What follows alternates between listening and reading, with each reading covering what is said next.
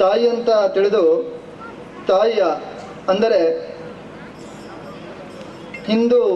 ಹಿಂದೂಸ್ಥಾನದ ಮತ್ತು ಹಿಂದೂಗಳ ಪರಂಪರೆಯನ್ನು ಸಂಸ್ಕೃತಿಯನ್ನು ರಕ್ಷಿಸಿ ನಮ್ಮ ಮುಂದಿನ ಪೀಳಿಗೆಗೆ ತಲುಪಿಸುವುದು ತಮ್ಮ ಕರ್ತವ್ಯವೆಂದು ಸ್ವಾತಂತ್ರ್ಯ ಪೂರ್ವದಲ್ಲಿ ಆರಂಭವಾದ ರಾಷ್ಟ್ರೀಯ ಸ್ವಯಂ ಸೇವಕ ಸಂಘಕ್ಕೆ 100 ವರ್ಷವಾಗಿರುವ ಈ ಸಂಭ್ರಮದಲ್ಲಿ ದೇಶಾದ್ಯಂತ ಆಯೋಜಿತವಾಗುತ್ತಿರುವ ಹಿಂದೂ ಸಮ್ಮೇಳನಗಳಿಂದ ಪ್ರೇರಿತರಾಗಿ ನಮಗೂ ಸಹ ಈ ಸಂಭ್ರಮದ ಅವಕಾಶ ಸಿಗಲಿ, ನಾವು ಸಹ ಈ ಸಂಭ್ರಮದ ಭಾಗವಾಗೋಣ ಎಂದು ಈ ಹಿಂದೂ ಸಮ್ಮೇಳನವನ್ನು ಆಯೋಜಿಸುತ್ತಿದ್ದೇವೆ. ನಮ್ಮ ಮಂಡಲಗಳ ಬಹುಸಂಖ್ಯಾತರು ಹಿಂದೂ ಸಂಸ್ಕೃತಿಯನ್ನು ಜೀವನದ ಕ್ರಮವಾಗಿಸಿಕೊಂಡಿದ್ದಾರೆ. ನಮ್ಮ ಮಂಡಲದ ಬಹುಸಂಖ್ಯಾತರು ಕೃಷಿ ಕೂಲಿ ಮೀನುಗಾರಿಕೆಯನ್ನೇ ಅವಲಂಬಿಸಿದ್ದರೂ ಕೂಡ ವೈದ್ಯಕೀಯ, IT, ಸಂಗೀತ, ಸೇವಾ ಕ್ಷೇತ್ರ, ಯಕ್ಷಗಾನ, ಕ್ರೀಡೆ, ರಾಜಕೀಯ ಹೀಗೆ ಅನೇಕ ಕ್ಷೇತ್ರಗಳಲ್ಲಿ ಸಾಧನೆ ಮಾಡಿದಂಥವರು ನಮ್ಮ ನಡುವಿನಲ್ಲಿದ್ದಾರೆ. ಗುಣಮಟ್ಟದ ಶಿಕ್ಷಣ ಸಂಸ್ಥೆಗಳು, ಆರ್ಥಿಕ ಬೆಂಬಲಕ್ಕೆ ರಾಷ್ಟ್ರೀಕೃತ ಬ್ಯಾಂಕ್ಗಳು, ಸ್ವಸಹಾಯ ಸಂಘಗಳು ನಮ್ಮಲ್ಲಿವೆ. ಇತ್ತೀಚೆಗೆ ಪಟ್ಟಣವಾದರೂ ಸಹ ಗ್ರಾಮೀಣ ಸೊಗಡನ್ನು, ಕೌಟುಂಬಿಕ ಮೌಲ್ಯಗಳನ್ನು ಉಳಿಸಿಕೊಂಡಿದ್ದೇವೆ ಎಂಬುದು, ಜಾತಿ ಮತ ಪಂಥಗಳ ಭೇದವಿಲ್ಲದೆ ದೇವಿಕಾ ನಿವಾಸಿನಿ ಗ್ರಾಮದೇವಿಯ ವರ್ಧಂತಿ ಉತ್ಸವವನ್ನು, ಬೆರಳೆಣಿಕೆಯ ರಥೋತ್ಸವದಲ್ಲಿ ಒಂದಾದ ತಾಯಿ ಸರ್ವೇಶ್ವರಿಯ ಬೆಳ್ಳಿ ರಥೋತ್ಸವವನ್ನು, ಇನ್ನು ಅನೇಕ ಧಾರ್ಮಿಕ ಸಾಂಸ್ಕೃತಿಕ ಉತ್ಸವಗಳನ್ನು ಗ್ರಾಮದವರೆಲ್ಲರೂ ಜೊತೆಗೂಡಿ ಯಾವುದೇ ಜಾತಿ ಧರ್ಮದ ಭೇದ ಭಾವವಿಲ್ಲದೆ ಆಚರಿಸುತ್ತಿರುವುದು ನಮ್ಮ ಹೆಮ್ಮೆಯಾಗಿದೆ. ನಾವು ಪ್ರಾಸ್ತಾವಿಕರಾದ್ದರಿಂದ ವಿಷಯದ ಪ್ರಸ್ತಾಪಕ್ಕೆ ಬರುವುದಾದರೆ, ಇಂದು ನಾವೆಲ್ಲ ವಿದ್ಯಾವಂತರಾಗಿದ್ದೇವೆ, ಬುದ್ಧಿವಂತರಾಗಿದ್ದೇವೆ. ನಾವಿವತ್ತು ವಿಷಯವನ್ನು ತಿಳಿದುಕೊಳ್ಳಲಿಕ್ಕೆ ಸಾಕಷ್ಟು ಮಾಧ್ಯಮಗಳಿವೆ. ಆದರೆ ನಮ್ಮ ಹಿಂದೂ ಸಮಾಜ ತಿಳಿದುಕೊಳ್ಳಬೇಕಾದ ವಿಚಾರವನ್ನು ಬಿಟ್ಟು ಬೇಡದ ವಿಷಯಗಳನ್ನು ತಿಳಿಯಲು ಪ್ರಯತ್ನಿಸುತ್ತಿರುವಂಥದ್ದು ಅಥವಾ ತಪ್ಪಾಗಿ ತಿಳಿದುಕೊಳ್ತಾ ಇರುವಂಥದ್ದು ಕಂಡುಬರ್ತಾ ಇರುವಂಥದ್ದು. ಹಾಗಾಗಿ ನಾವು ಯಾವ ವಿಚಾರವನ್ನು ತಿಳಿದುಕೊಳ್ಳಬೇಕು, ಯಾವ ವಿಚಾರವನ್ನು ಮುಂದಿನ ಪೀಳಿಗೆಗೆ ತಲುಪಿಸಬೇಕು ಎಂಬುದನ್ನು ಆತ್ಮವಿಮರ್ಶನೆಗಾಗಿ ಈ ಒಂದು ಸಮ್ಮೇಳನ. ಹಿಂದೂ ನದಿಯ ಆಚೆ ಇರುವುದೆಲ್ಲವೂ ಹಿಂದೂಸ್ಥಾನದ ನೆಲ, ಆ ನೆಲದ ಗುಣ ಹಿಂದುತ್ವ, ಆ ನೆಲದಲ್ಲಿ ಬದುಕುತ್ತಿರುವರೆಲ್ಲರೂ ಸಹ ಹಿಂದೂಗಳು ಎಂಬುದಾಗಿ ವಿದೇಶಿ ಇತಿಹಾಸಕಾರರು ಒಪ್ಪುವಾಗ, ವಿದೇಶಿ ಇತಿಹಾಸಕಾರರು ಸಿಂಧೂ ನದಿಯ ಆಚೆ ಇರುವುದೆಲ್ಲವೂ ಹಿಂದೂಸ್ಥಾನದ ನೆಲ, ಆ ನೆಲದ ಗುಣ ಹಿಂದುತ್ವ, ಆ ನೆಲದಲ್ಲಿ ಬದುಕುತ್ತಿರುವಂಥವರೆಲ್ಲರೂ ಹಿಂದೂಗಳು ಎಂಬುದಾಗಿ ಒಪ್ಪುವಾಗ ನಮಗೆ ಯಾಕೆ ಬಂತು ಹಿಂದೂಗಳು ಅಂತ ಹೇಳಲಿಕ್ಕೆ ಹಿಂದೆ ಮುಂದೆ ನೋಡುವಂಥ ಸಂದರ್ಭ? ವಸುದೈವ ಕುಟುಂಬಕಂ, ಜಗತ್ತೇ ಒಂದು ಕುಟುಂಬ ಎನ್ನುವ ಹಿಂದೂ ಧರ್ಮವಿಲ್ಲದೆ, ಈ ಧರ್ಮದ ಸಾರವಿಲ್ಲದೆ ಪ್ರಪಂಚದಲ್ಲಿ ಮನುಕುಲ ಅನ್ನುವಂಥದ್ದು ಇರಲಿಕ್ಕೆ ಸಾಧ್ಯವಿಲ್ಲ. ಕಣ್ಣಿನ ಧರ್ಮ ಯಾವುದು? ನೋಡುವಂಥದ್ದು. ಕಿವಿಯ ಧರ್ಮ ಯಾವುದು? ಕೇಳುವಂಥದ್ದು. ನೋಡುವಿಕೆ ಇಲ್ಲದ ಕುರುಡು ಕಣ್ಣು ಇದ್ದರೇನು ಪ್ರಯೋಜನ?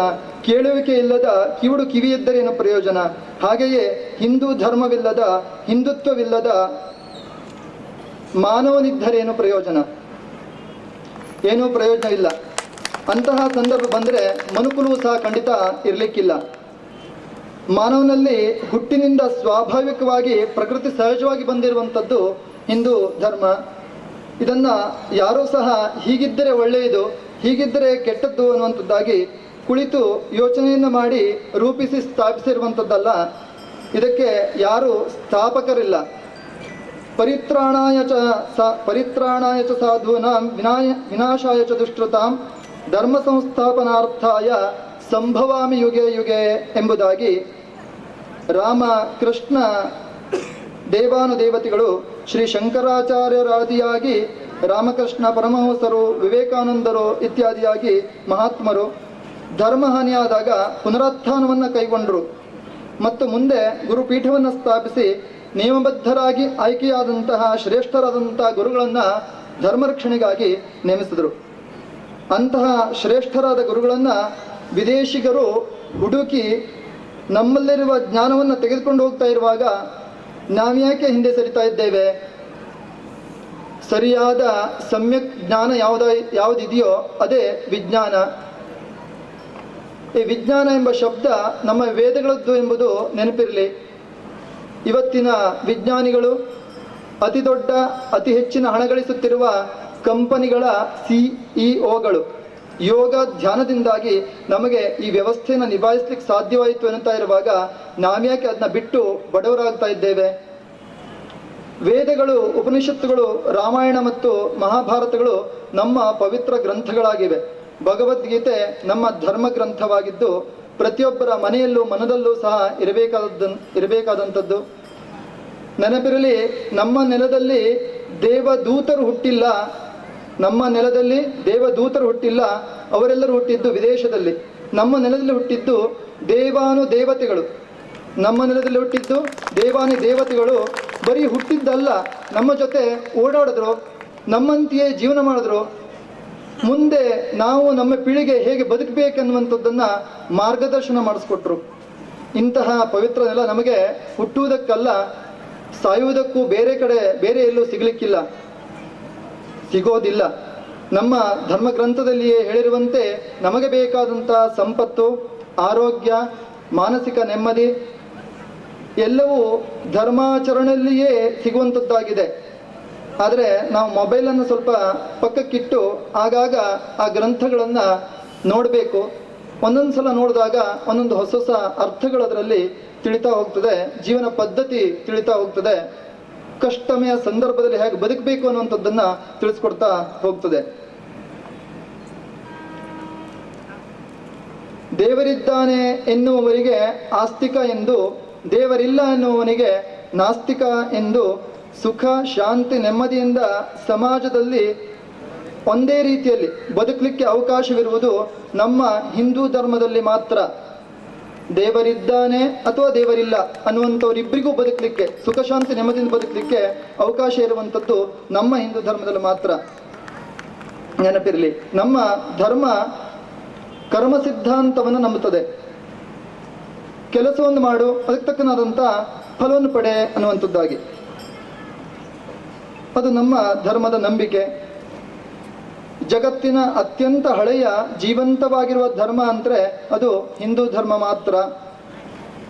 ನಮ್ಮ ಧರ್ಮ ಬೋಧನೆಯನ್ನು ನಮ್ಮ ಮಕ್ಕಳಿಗೆ ಹೇಳದೇ ಹೋದರೆ, ನಮ್ಮ ಸಂಸ್ಕಾರವನ್ನು ತಿಳಿಸದೇ ಹೋದರೆ, ಶರಣರ ವಚನಗಳನ್ನು, ದಾಸರ ಕೀರ್ತನೆಗಳನ್ನು ಕೇಳಿಸದೇ ಇದ್ದರೆ, ಮಗ ಅಮೇರಿಕಾದಲ್ಲಿ, ಮಗಳು ಕೆನಡಾದಲ್ಲಿ ಬ್ಯಾಂಕ್ ಮ್ಯಾನೇಜರ್ ಆಗಿ ನಿವೃತ್ತಿಯಾದ ಶ್ರೀಮಂತನ ಅಪ್ಪನ ಶವದಹನಕ್ಕೆ ಬರಲಿಕ್ಕೆ ಪುರುಸೊತ್ತಿಲ್ಲ ಎಂದ ಬೆಳಗಾವಿಯ ಮಕ್ಕಳ ಕಥೆಯಾಗ್ತದೆ. ನಮ್ಮ ಮಕ್ಕಳು ಸಂಸ್ಕಾರಹೀನರಾದರೆ ಅನ್ಯ ಧರ್ಮೀಯರಿಂದ ಬೀದಿ ಹೆಣವಾಗುವುದಲ್ಲ, ನಮ್ಮ ಮಕ್ಕಳು ನಮ್ಮ ಹೆಣವನ್ನು ಸುಡದೆ ಬೀದಿ ಹೆಣವಾಗಬೇಕಾಗುತ್ತದೆ ಅಷ್ಟೇ. ನಮ್ಮ ಪೂರ್ವಿಕರು ರಕ್ಷಿಸಿಕೊಂಡು ಬಂದಂತಹ ಧರ್ಮ ಕಲಿಕೆಯ ಅವತಾರದವರೆಗೆ ಇರಬೇಕಂತಾದರೆ ಮನೆಯಲ್ಲಿ ಶ್ರೀರಾಮ ಹುಟ್ಟಬೇಕು ಅಂತಾದರೆ ತಾಯಂದಿರು ಜಾಗೃತರಬೇಕಾದಂತಹ ಅವಶ್ಯಕತೆ ಇವತ್ತಿನ ಕಾಲಕ್ಕೆ ಬಹಳ ಇರುವಂಥದ್ದು. ತನ್ನ ಮೂಲಕ ಮಕ್ಕಳನ್ನು ಜಾಗೃತಿಗೊಳಿಸಬೇಕಾಗ್ತದೆ.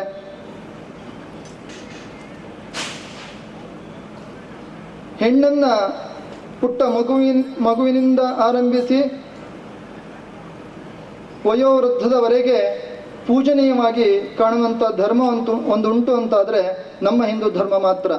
ಉಳಿದೆಲ್ಲ ಧರ್ಮಗಳು ಒಂದು ಭೋಗದ ವಸ್ತುವಾಗಿ ಕಾಣ್ತವೆ ಅಷ್ಟೇ. ನೆನಪಿರಲಿ ಯುವತಿಯರೇ, ಉಳಿದ ಧರ್ಮೀಯರು ನಿಮ್ಮನ್ನು ಒಂದು ಭೋಗದ ವಸ್ತುವಾಗಿ